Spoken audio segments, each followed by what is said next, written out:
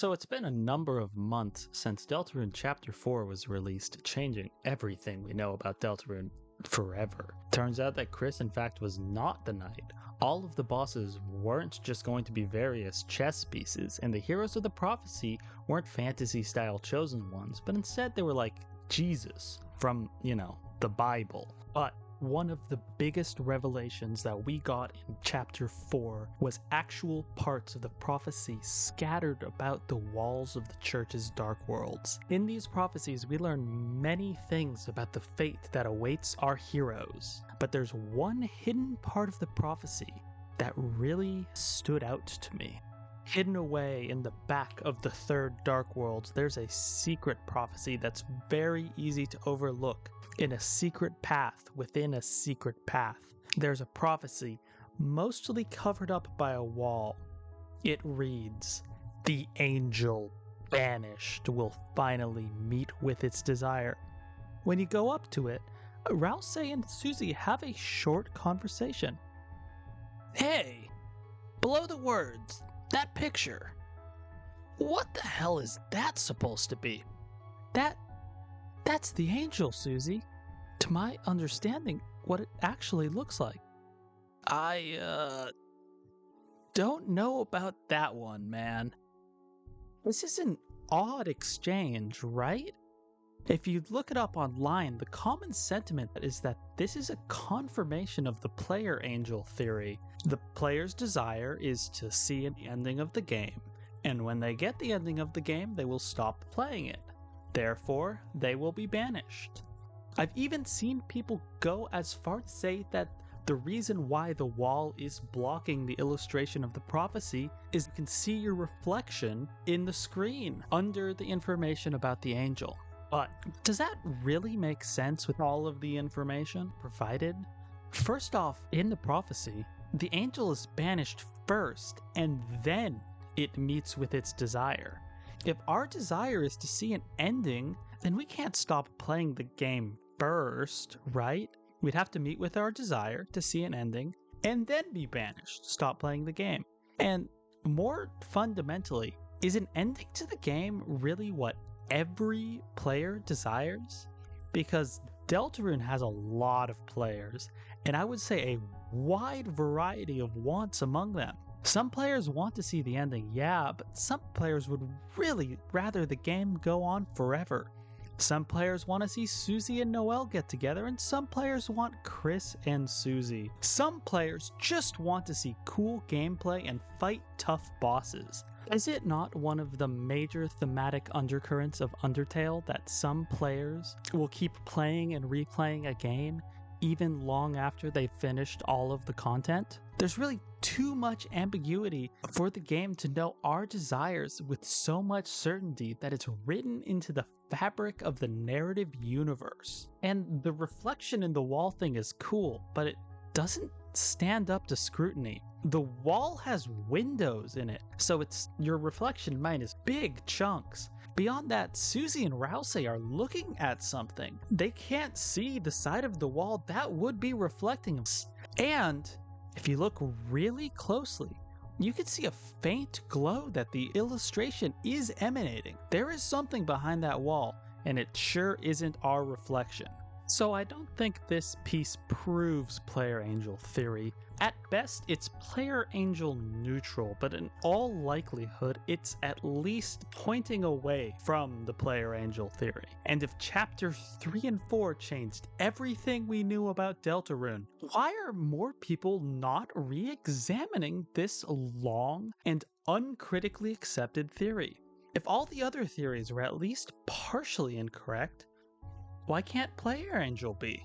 So let's put aside our preconceived player angel notions and really look at the details of this clue towards the identity of the angel. Because when I did that, I found something that might change Deltarune forever. First, we're going to look at the two main elements that this scene consists of: the illustration hidden behind the wall and Susie's reaction.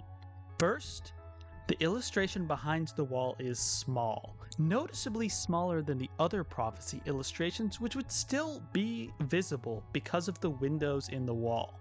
The glow of the angel can only be seen through the central window. Even the Queen's Chariot, another notably small prophecy, could reasonably bleed into the other windows. This means whatever's behind that wall could only take up about this much space. As for Susie's reaction, well, she has an odd expression, right? I would say she's like scared or maybe confused. Whatever it is not what she expected. Likewise, when Rousey says that's exactly what the angel looks like, Susie remains unconvinced because whatever is in that picture is confusing enough that she doesn't think it's the angel. These two tidbits aren't a lot of information in and of itself. Behind the wall, there's something small and odd. This describes most things in Deltarune, to be honest. So let's step back a bit and look more holistically at this part of the story. Do you remember when I said the Fun Gang was like Jesus from the Bible? One thing that's been on my mind about Deltarune is how incredibly Christian it is. Like in Undertale, Christmas doesn't exist. They have a winter holiday where they put gifts under a tree, yes, but it's not Christmas. Meanwhile, in Deltarune, not only is Christmas everywhere in the story, but they go to a whole-ass Episcopal church. A church that the Dark World takes place in, too. So let's use a little bit of Christian mythology to help us figure out what the angel is. So, what exactly is an angel in Christian myth? I know this seems like an obvious question, but they're a servant of God, the Creator. In the Bible, they typically serve as messengers for God, doing things like communicating with mortals and enacting His will. Well, if an angel is a messenger for the Creator, there's only one character in Undertale and Deltarune that's small, confusing, and delivers messages from the creator of Deltarune, Toby Fox. That's right, it's the annoying dog that is the angel in the Deltarune prophecy. Now, if you're anything like me, I reckon that you're raising a bit of an eyebrow right now. The funny little Pomeranian that stole Papyrus's bones and plays maracas is the figure of prophecy that the fandom has been wondering about? It seems a bit far-fetched. And I agree. When I first had the thought, it was a joke. The only thing small enough to hide behind that wall would be Tony's dog. But the more I thought about it, the more it started to make sense. For example, you know how any character or object that enters the Dark World changes its form in some way?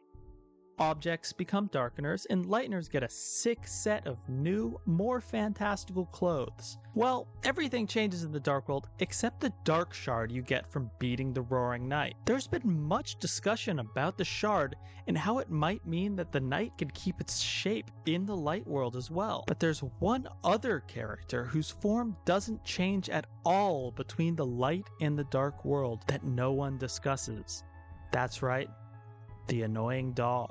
And if you subscribe to device theory, the annoying dog is the only creature we have seen on all layers of reality, including ours. So I was going over this in editing, and I realized I wanted to talk about this just a little bit more. So obviously you see the annoying dog in the Dark World a number of times. He's climbing the pillar, he hits you with the car in the alleyway some of the times. You don't actually see him in the Light World, but Undyne does mention that the traffic jam in Chapter 2 is caused by a dog in a toy car, and there is literally only one character that could be. You also see the dog in the device layer where Gaster resides. In Undertale, at the end of the Pacifist route, you do see the dog takes a nap, and if you dig through the files in Undertale, you do see the same dog taking the nap. So I am willing to argue that this is the device layer. As for the real life layer, obviously, you see the annoying dog as Toby's messenger in the live streams that they did for Deltarune and Undertale's 10th anniversary.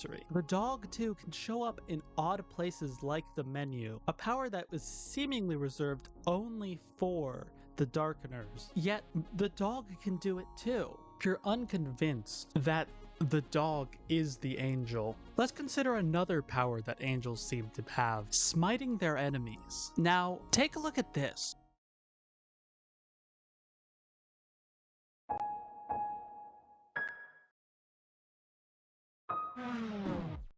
When you play Megalovania in the church, you displease Trophy Fox, and he uses his angel to smite you. This also helps explain what the desire of the angel is, because we can't know what the players want, but there's one person whose want we have known for a long time. When Toady Fox was just a humble animator creating Homestuck music, he was struck with a fever dream where he saw an ending of a game and dedicated his life to creating that game. That seems like a desire, right? A desire that will finally be met. And I know what some of you are thinking. Isn't the dog just like Toby's avatar?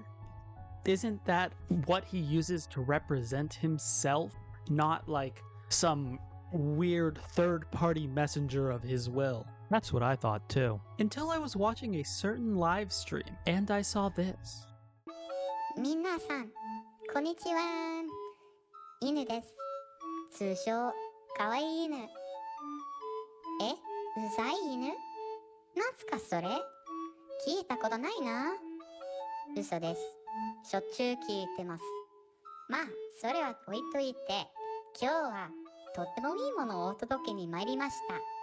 インディーゲームクリエイターの皆さんに、トビー・フォックスからメッセージです。そうなんです。今日はトビが来られないので、僕が代理で読ませてもらうことになりまして。You might know this stream as the stream where Fox says, そしてもちろん、ズンさんの東宝プロジェクトとか。 but the earlier part, if you saw, goes out of its way to establish the dog and the creator as two separate individuals. That gives me enough confidence to say without a doubt that if the angel is a divine messenger from the creator, then the annoying dog is the angel in Deltarune. And that leads to an obvious question, right? If there's a god and an angel in Deltarune, is there a devil and maybe a demon? Well, yeah, in the files for Undertale, Gaster has a stat block, and the stat block's numbers are entirely 666, which, if you don't know, is associated with the devil in the Bible. I've always found it odd that people in the community saw this connection and just decided to ignore it, writing it off as just generic spookiness to add to Gaster. But if my theory is correct and Gaster's stat block actually means something, this means that Gaster's role in the story isn't just to be a scientist or an Easter egg, but he serves as the symbolic opposite of God or the creator. But does this so-called devil have an agent as well? Well, if there's a dog running around, what about that cat that's also everywhere in the story? Much has been said about the image friend, the strange smile that has been following the heroes throughout their journey. It's a cat. Specifically, it's a cat made out of points. You can look up other videos on it. I don't want to go into it now. I'll put a link in the description. In the Church Dark World, one of the prophecies is they'll see the tail of hell take crawl. This ties the strange cat that has been following us with the concept of hell. Likewise, this makes the Shadow Crystal Bearers make a little bit more sense. Each of them has made a classic deal with the devil. Devil, like Dr. Faust before him, made a deal for knowledge, and as a result, learned too much and grew violent and detached from the world. Spamton wanted wealth and fame, and he got it, right until it disappeared right at its apex, leaving him destitute, scrambling to re-achieve just an iota of what he once had. Gerson, a pious man, was offered great power, but turned it down in favor of a life of quiet solitude and contemplation. A dying man, desperate to find his daughter, made a deal with something dark for just a little more time and became its twisted puppet. Or a girl trapped in an abyss made a deal with something dark and was returned as a mockery of her former self. Now, regardless of who you think the knight is, wealth, power, fame, life, and freedom are all extremely common things that people make deals with the devil in media for. And so where does that put us, the soul, or the cage containing the soul, for that matter? Well, Kris, under this theory, has strong connections to both heaven and hell. In the past, it is stated that Kris attempted to summon a demon with Caddy, and they are continuously referred to in parts of the stories as a puppy. So they've both seemingly made contact with something from hell, and they have connections to dogs, which under this theory is heavenly. And I think this connects to Kris's themes in general. They're torn between two worlds, a world of darkness and a world of light. On one hand, they genuinely like Susie, and they want what's best for her. They think her smile can defeat anything, and just by being with her, they feel like it's all going to be okay. On the other hand, they feel trapped by a promise they made in the past, a deal they made with powerful and shadowy forces. They feel like they have no choice but to betray their friends, maybe to even specifically betray Susie, the only one not in the loop of the prophecy. Held down by the weight of some long past original sin, which might be why they smell like apples. So what does this mean? It means that Kris is the representative of humanity, tied between the original sin and the hope for salvation. They have a choice between light and dark, truth and lies, guilt and forgiveness. To be honest, I'm a little unsure about what the soul is in this framework. I'm going to give you what I think it is, but if you can come up with something better, please put it in the comments. I would be genuinely interested to know what you think. So I am thinking that the soul is some aspect of the desire the angel has. We don't know exactly what the ending that Toby has planned for us, but it could have something to do with meeting us. If you look at the prophecy, it says the angel will finally meet with its desire. So maybe at the end of Deltarune, we're going to have some sort of interaction with the annoying dog, something to do with Mr. Fox's desire. And the only piece of evidence I can think that might support this is at the end of the pacifist route in Undertale, you do in fact meet with the annoying dog. You meet with the annoying dog outside of the game. Under the Undertale logo, the little dog, he comes up and he takes a nice little nap. Perhaps at the ending of Deltarune, we're going to be in a similar situation. Physically outside of the game, but still playing, and we will interact with the dog. But seriously, if you come up with something, please let me know. So there's some pushback to this theory, right? I think the number one pushback that I would have with this theory is that in Undertale, the angel is undoubtedly the player. The angel is the one who descends to the underground, and when it descends to the underground, all that are trapped go free. But the person who seems to know the most about the prophecy, when he talks about the angel, he puts it in scare quotes. Is this an implication that the angel in Undertale isn't actually an angel by how Gerson reckons? Or is it just a little thing because he's talking about a mixture of an angel of life and an angel of death? Who knows? I think another thing that might be a bit of a problem with this theory is just that, like, it has the potentiality of just being really lame, right? Like, fans have been wanting an encounter with the angel for a decade now, and they've made tons of cool fan art of what it could be. And if it was just a dog, there is a chance it could end up with a lot of people being really disappointed. But I also think Toby makes good stuff, and it ends up pretty cool, even if it should be like weird or silly or just a little too much. So let's have faith in him. And who knows, maybe we'll fight a biblically accurate annoying dog. And finally, I am not sure where Noelle fits into all of this. She's clearly important, and important in a religious way, but how exactly, I can't tell. If you can fit Noelle into this theory, once again, please leave a comment. I would be delighted to hear what you have to say. So that's the theory. Do I think that it's gonna be 100% positively correct? I don't know. I've been wrong about many things. Do I think we should start worshipping Toby Fox like some sort of god and sacrificing our firstborns to ensure a good harvest? Yeah, probably. I think it would be for the best. Oh yeah, that was my theory. I'm calling it Angel Dog Theory because it's about an angel dog. This was my first video, obviously, and if you liked it, shoot me a like and a subscription. If you didn't like it, please leave me a death threat in the comments. Maybe follow me on Blue Sky and send me a death threat there. I'd really appreciate it.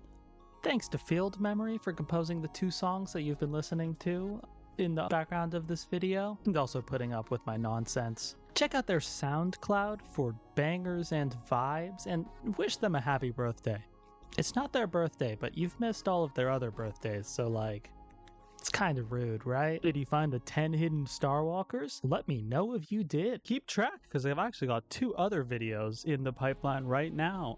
One Deltarune related and one completely unrelated. Other than that, thank you for watching. I hope you enjoyed and have a wonderful evening. Now I've got a firstborn to sacrifice.